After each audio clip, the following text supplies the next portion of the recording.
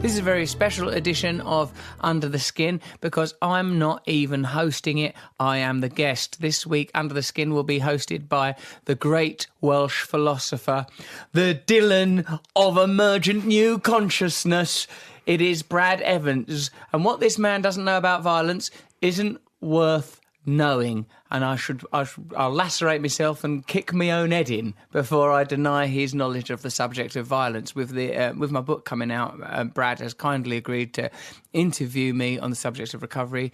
Brad, I admire you very much as a philosopher. Over the course of this excursion into the subcutaneous world, we have become friends, and I'm very grateful for you doing this. I will now hand over full authority to you.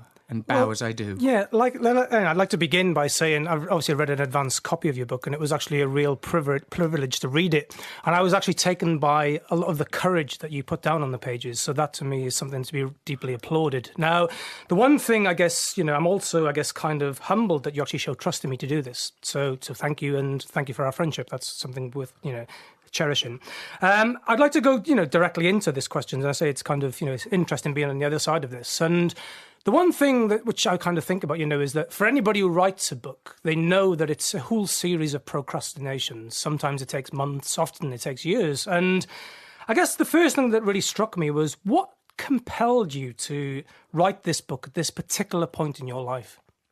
I felt that anybody that's in recovery has this experience where what begins as something that you're using to tackle a particular addiction, in my case initially, crack and heroin, becomes sort of over time, like I realised that the tools and techniques I was using to one day at a time not use drugs and alcohol were becoming utilised in every area of my life. The way that I feel about sex, the way that I feel about food, all behaviour and all forms of attachment can be tackled, or at least my perception of them can be altered by working the 12 steps. So... Excuse me, coffee, mate. But so what I felt was like this, at this point in my life where I feel like I've gone through so many layers of disillusionment with fame, disillusionment with Hollywood, disillusionment with sex. And disillusionment is, I think, by and large, a bloody good thing. Who wants to be illusioned? So I felt like, the recovery is the lens through which I live my life. It's that my relationship is conducted through the program that I describe in this book. Obviously, my spiritual development, the way that I relate to other people. I by no means do it perfectly, but it's a technique that's so effective that I want to expound it because I've seen it change lives of people with really serious chemical dependency, really serious behavioural problems. And I think it's a technique that offers us a kind of counterweight to the overriding ideology of our time, which seems to me to be a kind of determined and yet unconscious self-centeredness. Mm-hmm. Yeah, and I think, when I was reading the manuscript and this call for transformation really comes through there, and you can see there's a very personal journey that you go on. I guess I was trying to figure out what type of book it actually was. And I know this is bloody ironic, coming from a so-called postmodernist, right? That I was trying to label it and classify it. And I think, in an affirmative way, it's almost like an anti-self-help book. And I think what I try to mean by this is that I think the central message which really jumps off the pages is that it's precisely these kind of traits of a self-centered, individualistic, kind of fuck the world narrative and all its kind of loving sentiments, which kind of gets us into this fix in the first place, this kind of just help yourself narrative. And I think what really, to me, comes out of this is more about a sober and perhaps more truthful cry for human connection. Is that where you see the hope for the book? Yes, because I think our culture and our biochemistry collude to create a kind of chronic individualism, and I feel that the natural conclusion of a kind of a secular rejection of the mystical leads us to the conclusion that we are just individuals. We're here to survive. We're here to fulfill our impulses. In the original 12-step literature, it says, we have no argument with those people that say perhaps man's purpose is simply to fulfill these biochemical drives, to procreate, to survive, to dominate, the selfish gene approach. But he says one thing we are certain of is no one has made a worse mess of this way of life than we that suffer from alcoholism and addiction. And like me, when I try to live my life as a means to find personal fulfillment, I get into sort of a kind of peculiar despair. I start to feel lonely. I start to feel disconnected. That don't mean I don't pick up the cudgel once again and try to find my way back to false profits. Why I feel qualified to write a book on addiction is because I've been addicted to heroin, I've been addicted to crack, I've been addicted to fame, money, sex, relationships, other people's approval. I see this phenomena emerge again and again, and I'm starting to think that the label of addiction in itself is too confining, that actually this is the human condition in motion, yearning itself, yearning. And we live in a culture, I think, that uses as its fuel this will to acquire.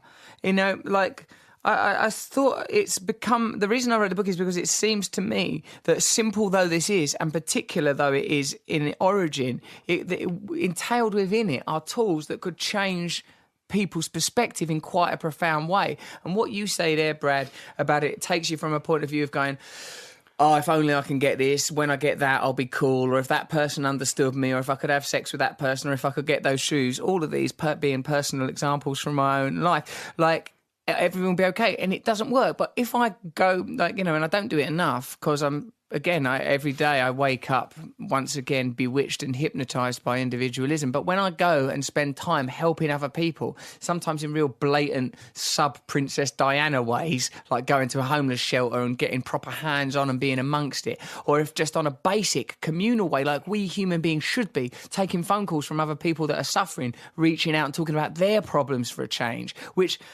You know, it's odd that it needed to be formatted for me to understand it, because I'm sure a lot of people just bloody do it naturally. But it just gives me a different way of talking to my mates. If my mates are going through relationship struggles or personal struggles or work struggles, I think, oh, right, well, this is good because I can connect to you here. And while I'm talking to you, I won't be thinking about myself and my own problems. And the more I do it, you know, I think, you know, like in Christianity, Brad, I want to know what you think about all this stuff, man. Like when it talks, like when Christ says, get down with the poor, you know, like that's where it's at. You know, it's not like, oh, my God, look at their scars and lesions. It's like there's some energy there when you're helping others, and and not only that, the other people that help others are beautiful. So you start to feel a kind of elevated sense of connection, purpose, meaning, all of these words that are, I think, being increasingly marginalised, empathy, all these things that are being excluded from the sort of political ideologies of our time and the social ideologies of our time, suddenly become accessible through the most basic things. Yeah, and there's an interesting point in terms of, you know, I think we can all kind of know in our lives when human connections seem deeply meaningful to us, right? And we know that these connections exist and we thrive on them, and we know that they're kind of really reciprocal because they're based on an ethical understanding and an idea of love with one another. But we're often driven actually to relationships which, as you say, we're trying to seek affirmation in the wrong places, and they become very toxic, and sometimes society can actually promote those types of relationships, which we know are actually deeply, you know, detrimental to ourselves, to our emotional well-being, to our intellectual well-being, and yet we still strive for them. And even though we know they are completely empty, meaningless, or indeed maybe nihilistic in terms of our own sense of self. And I think that's... Possibly romanticism. You know, I'm not saying that romanticism is a mendacious idea, but the notion that you can find fulfillment by being with some aspirational figure, some deity, some living goddess, your own personal Jesus. I'll find salvation if I find the one. You know, that idea, I think, is highly prevalent. But even more toxic than this, I think, is the commodification of relationships that happens on quite... As I say, it's a collusion between biochemistry and culture. Like, it's very natural, I think, on some level, to meet a man and think, what can this man do for me?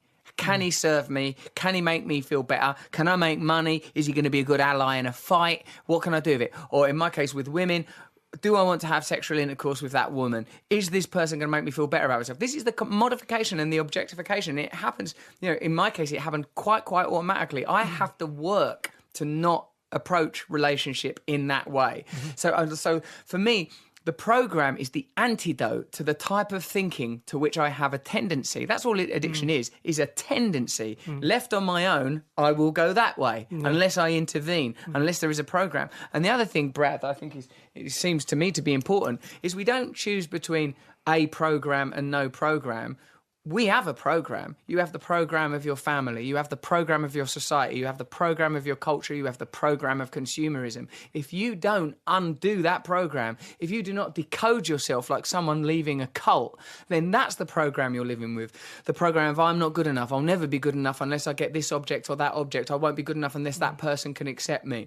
Now, what I think this offers, because it was designed to tackle alcoholism and addiction, is a way of untangling the strands that web us to materialism, consumerism and objectification and individualism. All these things that are based on the idea that what can be measured, what can be weighed is what is important. See, like it's not like I'm anti-atheist in any kind of, I know loads of people that are atheists, probably you, like that are fantastic and incredibly smart and compassionate and wonderful people. My concern is that there's a thread within atheism that tells you that the only thing that matters is that which can be ascertained, and science in all of its main disciplines is forever peripheral, forever on the brink of new discoveries. And when you get someone like Elon Musk saying, with the kind of virtual reality technologies we have now, there's no way of proving that we're not all currently living in a virtual reality. And I had a go on my mate's virtual reality thing, my little mate Ezra, he's only 11 years old, and I thought, oh my God, you can be immersed now in a totally different reality. So Elon Musk saying, if we can do that, imagine what other cultures could conceivably do. You can't rule out the possibility that this is one. Well, bloody hell, that's what it says in the Bhagavad Gita, except it doesn't use the word computer. Like, what is it that you want? Now we're saying, yes, the material world is an illusion that's like it's transmitted into your consciousness through the senses. You reconfigure it, and and the inflections of your culture denote what meaning you attribute to the external stimuli. Now, the only way of decoding that, I think, well, not the only way, but a way of decoding that is by in personal crisis, you get the opportunity to reevaluate that crisis. It could be divorce, it could be drug addiction, it could be a heartbreak or some other existential crisis. But when you're at that point, whether as an individual or as a society, you can say, is this the kind of life I want to believe, that I want to live? Do I believe it could be different?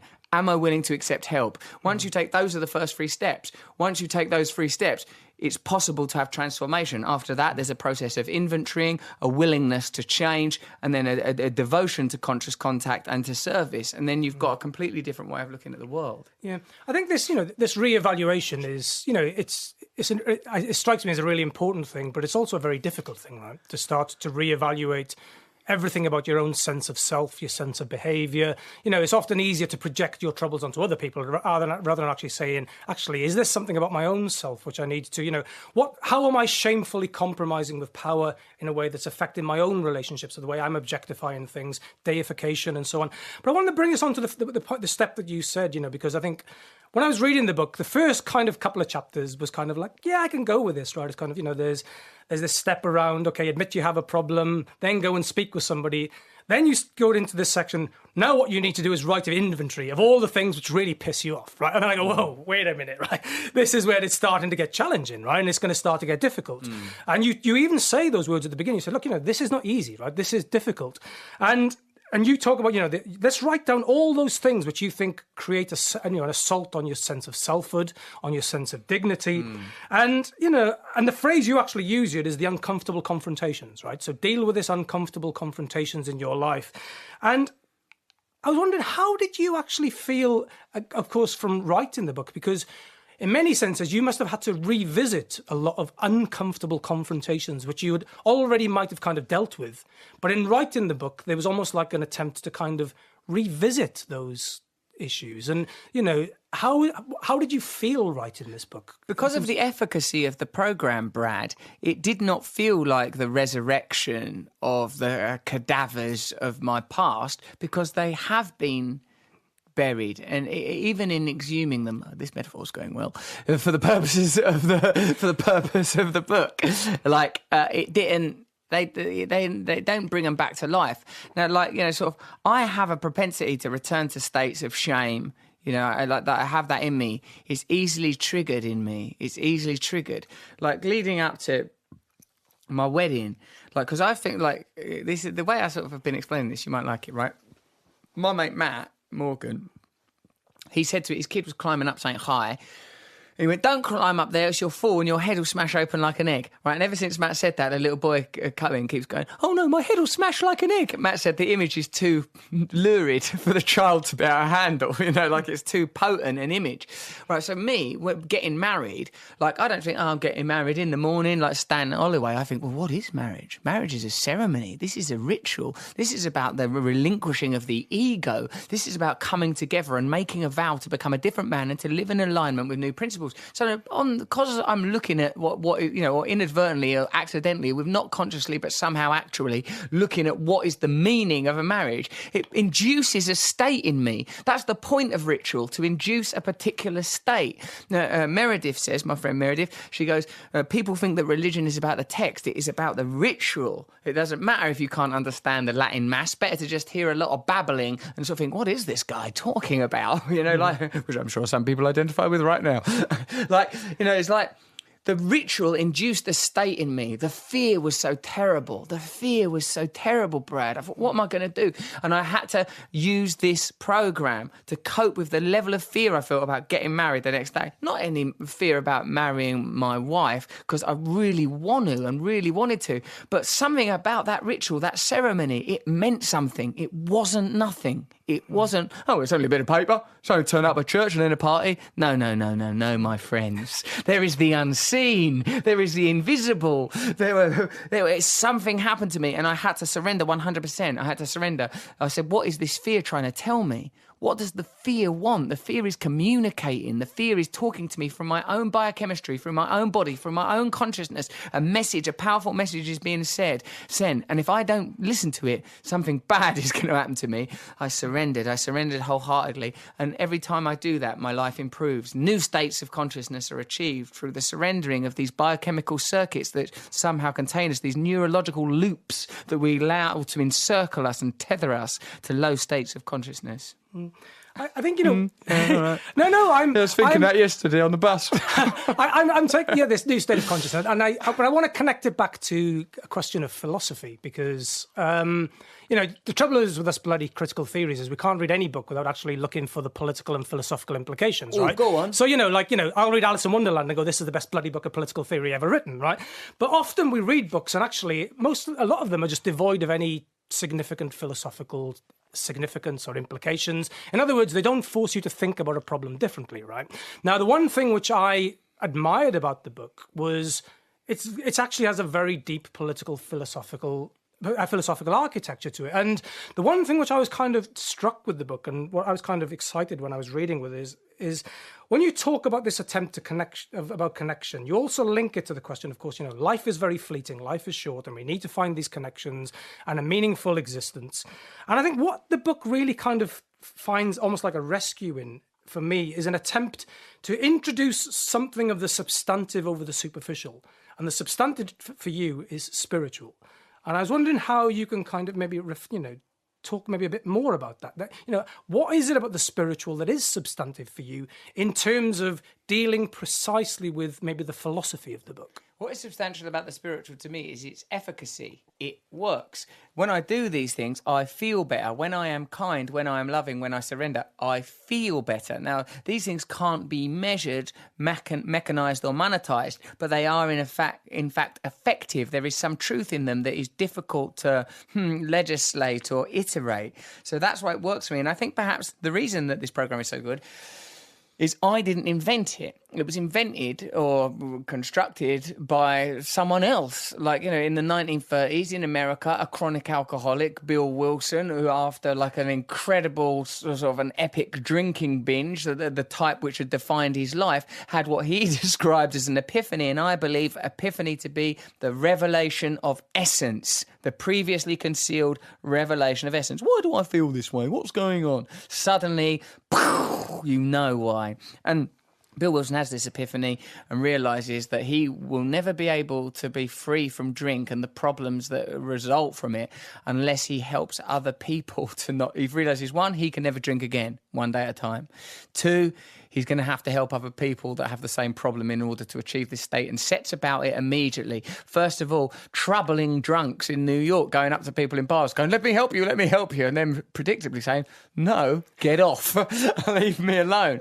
Then eventually he has this sort of a program, an experience which in the myth of the foundation of Alcoholics Anonymous is the significant moment, the defining moment, the conception, I suppose.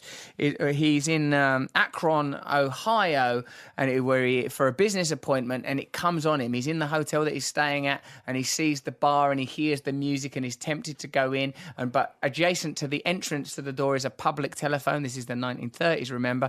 And he takes a chance and he rings up and he calls up a local priest and says, look, have you got anyone, or a doctor maybe he calls, like, have you got anyone, he calls a priest, have you got anyone in this area that's been coming in going, I'm a terrible drunk, help me. And that guy goes, yeah, we have. He goes, can you put me in touch with that guy, because I need some serious help, like, and I want to help him. And he goes, oh yeah, this guy needs a few more phone calls here and there as they make the connection, but eventually ends up with Dr. Bob, the other founder of Alcoholics Anonymous, goes around his house and he says to this guy, listen, I've got this problem.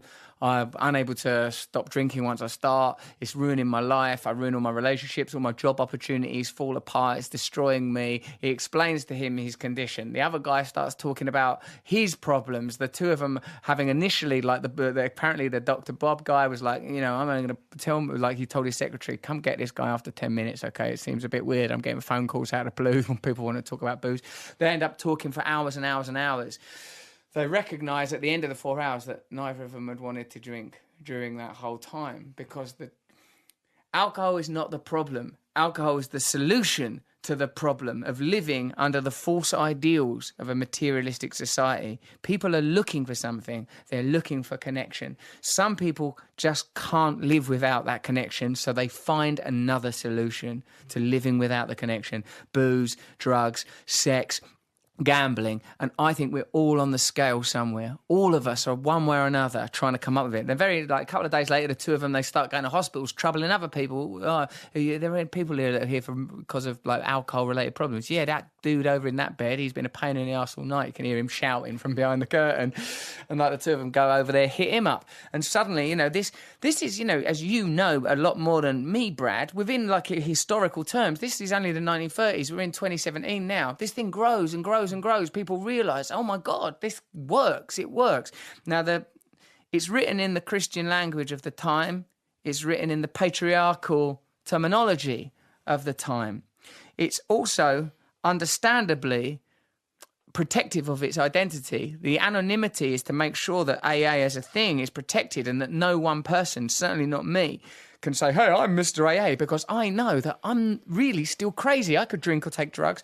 Tomorrow something happens, I don't know. I don't know what I'm going to do. I'm certainly, as I make clear in the book, it's not written from a position of authority. It's written from a position of experience. Like, I don't know better than anybody. Like, I don't know what crazy things I'm going to do.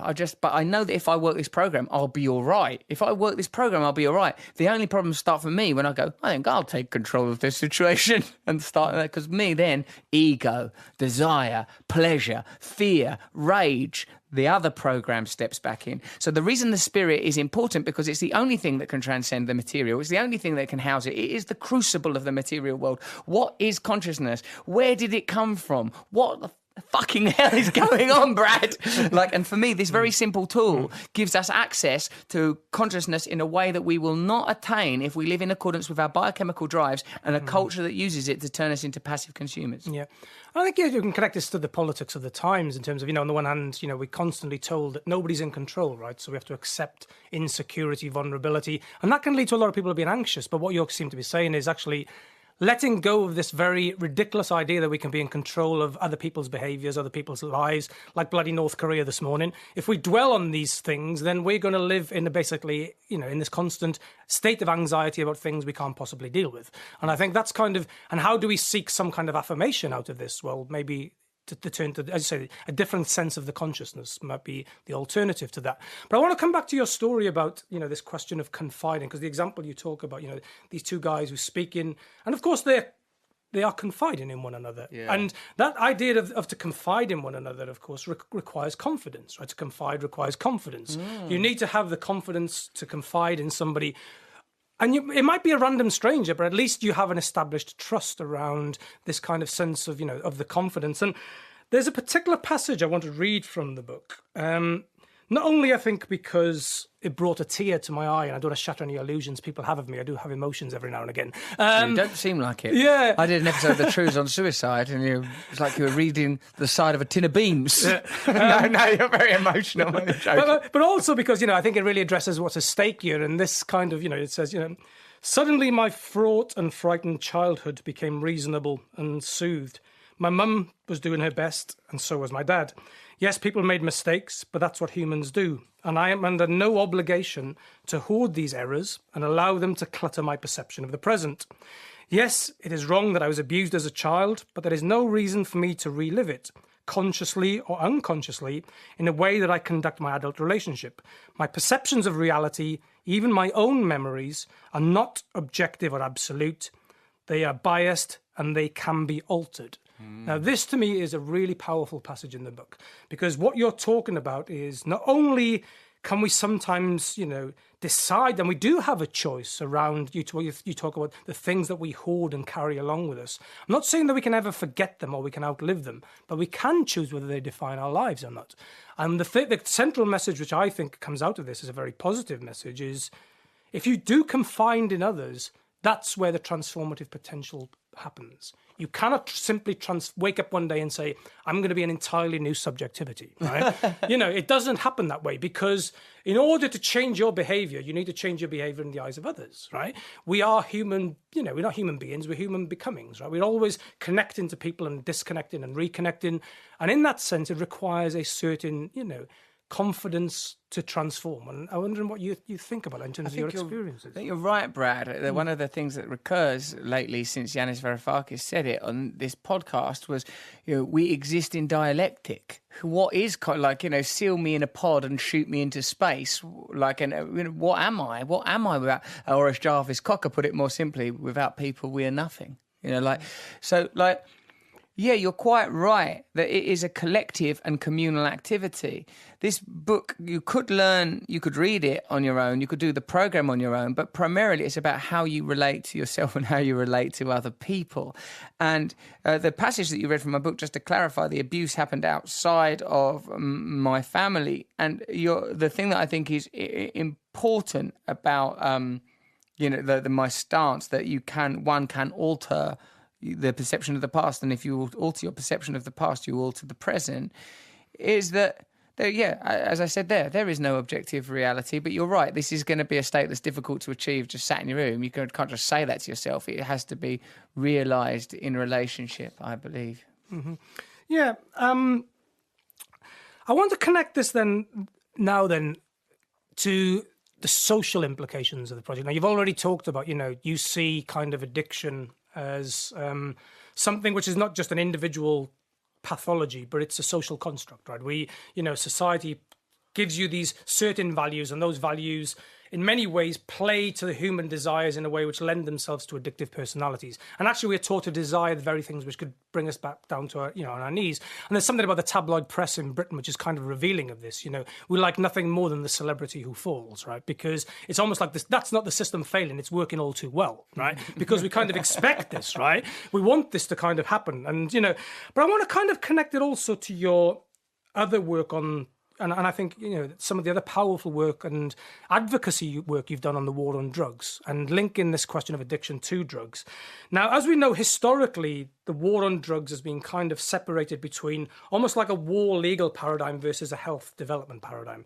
Now, I think, the shift towards seeing it as a health problem is a positive shift away from the war paradigm. But too often when we shift it then to the health paradigm, it invariably retreats back into individual pathology, right? It's the person who's just simply at fault because, they've fallen through the cracks or whatever else. And I think what your book is also trying to do is add another layer onto this and say, yes, addiction is a health problem. It's a mental health problem. But unless we understand the social consequences and the social effects which give rise to this problem and constantly feed it, then we will not gain a real tangible purchase on this. And, I wonder what your thoughts are on this, because this, to me, I find is really important in terms of really pushing the debate forward on addiction and the war on drugs more generally, and my question of violence and everything else which follows. The criminalisation of drugs is a useful social tool in the management of populations, and this has been explored in films like 13th and The House I Live In, brilliant films on how the criminalisation of drugs allows you to criminalise portions of the population, a form of necropolitics, creating new economies, new opportunities for social management and social engineering, particularly in the United States, that economically requires slavery in some form to sustain itself. The health model, you're right, I hadn't really thought of that, of the implications of a health model as a determinant means that individual pathology is suddenly the defining contributor to the condition. There is clearly a relationship, like Johan Hari's written about addiction, and the example he cites is Rat Park, where rats that were kept in conditions because it's interesting. You'll love this as a postmodernist, dear Brad, that there's the assumption of what normal is in laboratory conditions. They with unthinkingly have this is normal, and they put rats in cages and go, look at these rats. They much prefer the water bottle that's full of crack cocaine than normal water.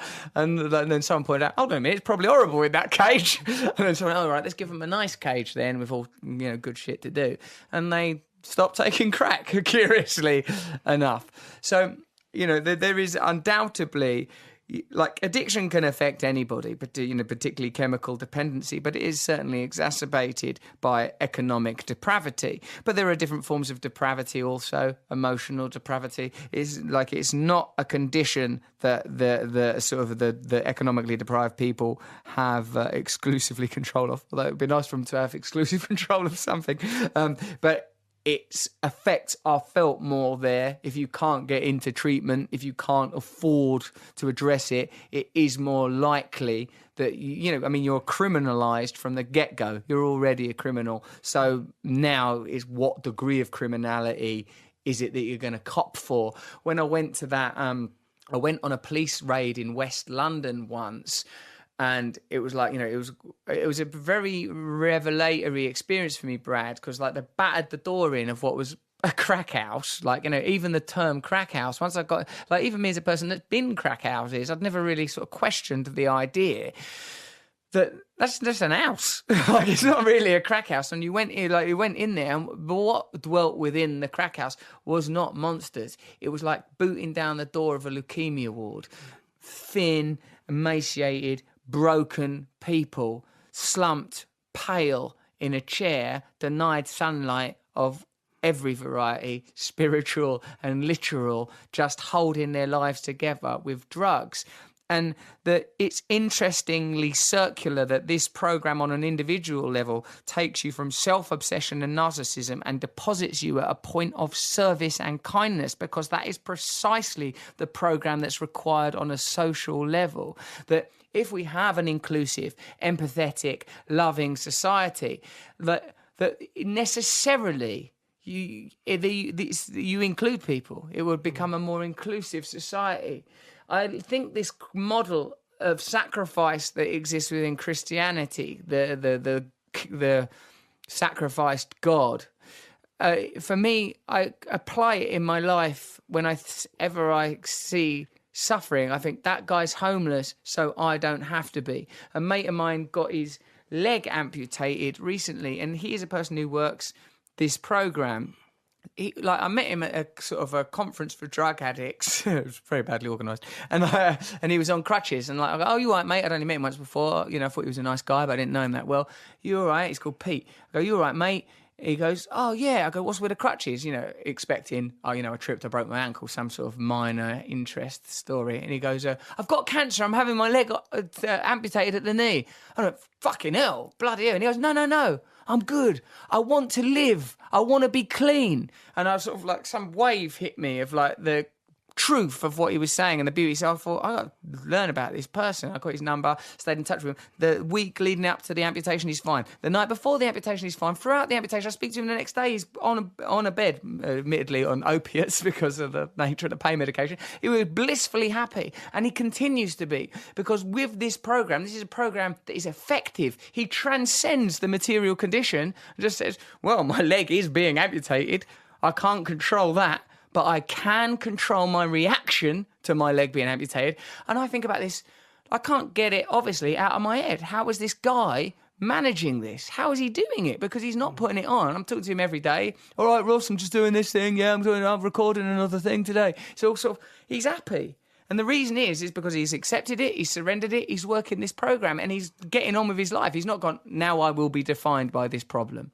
And that's unbelievable. That's unbelievable to me, that it's that powerful and it's that effective. Now, he does this again, as we say, in communion, in conversation. So it works on an individual level. But you're quite right, Brad. It's not something that we should ascribe to individual pathology, because where are these bloody boundaries? What do you mean an individual? We're all made of the same stuff. We're all thinking the same thoughts. We're all feeling the same feelings, other than the variety provided by cultural inflection and social conditions. We're all basically the same. So like, if we have systems that encourage empathy, if we have systems that emphasize the corollary and connection between us, then we will build a better society. Yeah.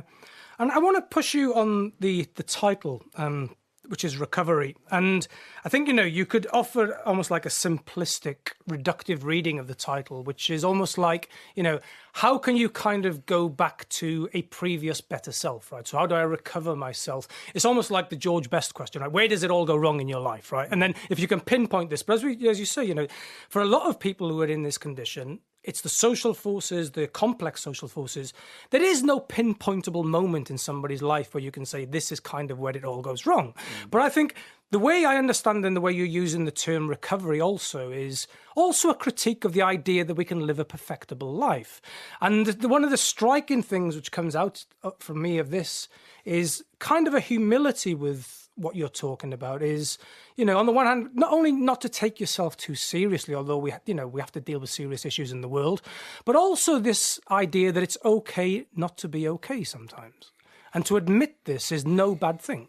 That's true. And this is something, again, that I've only really found in within spiritual conversations and spiritual, not doctrine, that ain't the right word, but it's like, for me, this has always been framed spiritually. Like when I talked to Sharon Salzberg on this podcast, she said that when you're meditating, it's normal that you start thinking all the time. You don't punish yourself for that. You just return to the mantra or return to the breath. You accept fallibility as part of the equation of your humanity, that you, to a degree, relinquish the idea of perfection. But sort of somewhat paradoxically, I suppose, Brad, that one of the meanings or implications of the term recovery is that you recover the person you're supposed to be in inverted commas, I suppose, but meaning that a natural biochemical entity, such as a human being or a tree, does have in it a code. It has an intention. It will grow a certain way if unimpeded by, in our case, social, cultural, personal, and familial conditions. So the point of recovery is to get you back onto that intended path. And it is my belief that the intended path is not to be a passive consumer that just cooperates as a unit within a system of sales, just as a statistic. We are engaged. We must be reborn unto the present so that we can become really what we are, Yeah. So this idea of rebirth, I'm going to kind of try to end then on a very positive note. And go on then. At the start of the book, you deal with the big impending D, or the death question, right? So nothing more positive than death, right? And as you point out, in the introduction, the reality of death individually, and yet it's certain, right, is something we don't like to talk about publicly. And yet, of course, we know from Plato onwards, there's this idea that to philosophize is effectively to learn how to die. And it's to learn, and death might not be a physical death, it might be the death of a relationship or the death of, an idea, the death of a person you once were, and you can kind of mourn this, right? But I don't, however, think this goes far enough. And I think actually we might need to take it a stage further. And there's a quote from David Bowie, when he says, religion is for people who fear hell, spirituality is for people who have been there.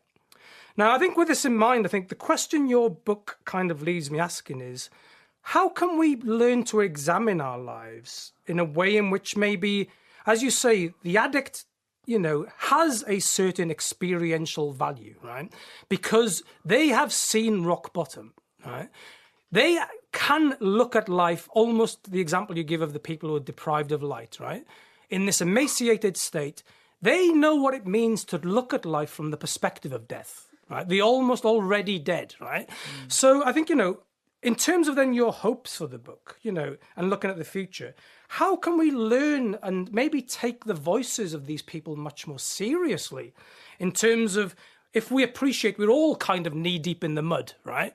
And we know existence is tragic, but we know existence is also wonderful, right? So how can we maybe learn to go beyond this question of just simply learning how to die and look at life from the perspective of death and become much more affirmative of what we actually have in this all too fleeting existence? Well, for me, Brad, it's become certain quite simplistic attitudinal shifts, such as acceptance, gratitude, that I relinquish the idea that I'm not homeless in a gutter, smacked up off my nut because I'm somehow superior, but just because of a random set of coordinates and events have deposited me in a comfortable life, and I'm really, really lucky and gracious. So I don't have a punitive attitude towards those people, and I see them in sometimes they're right arseholes, but where I can, as repositories potentially of great truths and important information. One of the recovery charities or organisations I do work with is BAC O'Connor. They run facilities in Burton-on-Trent in the United Kingdom and Stoke-on-Trent in the Midlands, those areas. And I went to an event with them the other day and just spoke to service users, which means in this case drug addicts and stuff, and to talk through what they're doing in their program. The counsellors, a good number of the counsellors themselves, people in recovery, which I think is always very, very helpful. And then afterwards, my wife was there sat in they put on a lovely spread for us, God love them, sort of some crisps and maybe something even as far-flung as bruschetta, but the kind of bruschetta one would get in Stoke-on-Trent. Yeah, ketchup may have been involved. I'm only joking, it's perfectly nice. Anyway, there's this bloke there who was a proper to glance at. If you can imagine Shaggy from the cartoon Scooby-Doo, but he slept outside for a year and he's had a bloody good kick-in and no dental work. This is what this guy looked like, thin, broken, and he's a drug addict, obviously, and he's come late and he's thin as fuck, and he's ransacking the buffet quite gently, just thinking, there's food there, I'll take that, and sort of packing it up and stuff. And I goes, all right, mate, and I goes, oh yeah, you're you, aren't you? And I'm like, yeah, that's right, and because I'm when I'm among other people that have got addiction issues, I feel like I don't have the obligation to try and act like I know what I'm doing or that I'm clever or that I'm in control.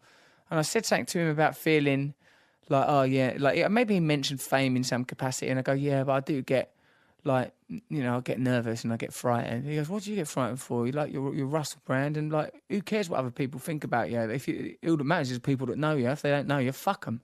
Right? Now, obviously, this is highly colloquial, but also for me is sort of profound and beautiful. And also the fact that he's even willing to take that role when meeting someone who's there sort of visiting and kind of I'm here as a patron of this organisation.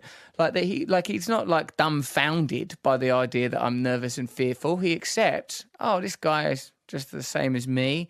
And there's an honour in that, a real honour. And I think that Awaken people not only realise it, but somehow can live it. I'm sort of realising it, but the challenge is living it, that there is no distinction, there is no separation between him and me. We're all experiencing it. We're, as the great Bill Hicks said, we're all one consciousness experiencing itself subjectively. And when I realise and live that, I'm not on my own anymore. I'm not afraid anymore. I don't have these obligations to prop up some avatar of myself that people might love or approve of or boost up or make much of, to ameliorate some inner sense of worthlessness. There is the salve is in the wound. The salve is in the wound. When someone punishingly says, I'm worthless, I'm nothing, is it trying to reach the truth beneath that that we are essentially not divided, separate from, and therefore are everything in the oneness. This is not about annihilation of the self as in the subjugation, to refer to your work, in a violent and destructive way, but the recognition that there is no need for fear and there is no need for desire, because we are already one. We are already one. And that these things are not just philosophical tropes or empty mantras. They are things you can live by recognizing that your own suffering can become a tool and the suffering of others can be an opportunity if you can just break out of the pre-existing and imposed paradigm that you are here to earn money, that your worth is established by what you've got. And like Jason Segel, the actor, I'm friends with him, and he went, all those things we defined ourselves by, like, maybe there's a billboard up with your face on it. It's just the symptoms of other people making money out of you. It's not you. It's not you. And all that being flown around in a jet and fated over, like, that's not something to fear not doing. That's something we've escaped. Because, gosh, yes, it's in its way, there is glamour. Of course, glamour is a thing. People respond to it, pleasure and all of those things, but there's no real worth in it. Like, I met that homeless guy once, and he was not homeless. He was going to work with some homeless people. I met him in New Orleans, and he was off to go and sort of help out some homeless deal, feeding homeless people. And he didn't recognise that was famous, that sweaty guy. And he said to me, fame, money, all of that. That's the crumbs. I want to be at the banquet. And somehow we've been tricked into thinking, yeah, that's what religious people tell you, that, so you'll get out of the way and let them crack on with what they're doing. But this is not about subjugation. This is not about asceticism. This is not about denial. This is about finding the truth. And often the material world is preventing you from getting there. It's preventing you from getting there because we're caught up in the ornamentation and we can't see that we're all part of one garment. Yeah. So then, to kind of sum up, the one thing which I've really taken from the book is being alone and loneliness is the greatest killer. Right? Because not only does it result in people dying prematurely, but it can kill your sense of self-esteem and dignity. Right? And the two, I guess, messages which I want to maybe just reiterate from what I take from the book is that if you are feeling alone, speak to someone. Or if you're seeing somebody who's lonely, just give them a helping hand, because they probably need you more than you realise. And I think that, to me, is the one thing which I wanted to take from the book. And is that how, do you have any final comments on that? Or I try to remind myself when I'm talking to people like that I'm talking to another human being, and I try to talk to them with love and respect. And often, if the opportunity is explicit, like if I'm dealing with someone who's got drug and alcohol problems or some other problem that I identify with, that this is an opportunity to be loving. I forget this all the time. I'm a pretty long distance from perfection, but I try to remember.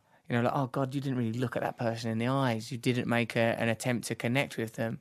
We can come from a perspective of love. We don't need to only be coming from self-preservation. We're not all here competing for resources.